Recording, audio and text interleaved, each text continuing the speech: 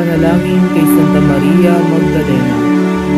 O minamahal naming Maria Magdalena, isinugo ka ng Panginoong Hesukristo upang ipahayag ang mabuting balita ng kanyang muling pagkabuhay at ang dulot nitong kaligtasan sa lahat ng tao.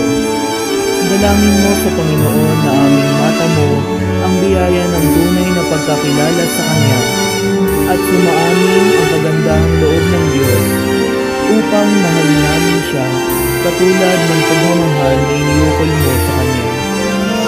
Ipanalangin mo rin na aming matamo ang biyayang ito. Sa tulong ng iyong panalangin, ang mga biyayang aming hinihiling ay magpasiglanawa sa aming puso upang mapaglingkuran din namin si Jesucristo at luwalhatiin ng Ama sa patnubay ng Espiritu Santo ngayon at hanggang sa buhay na walang hanggan. Amen.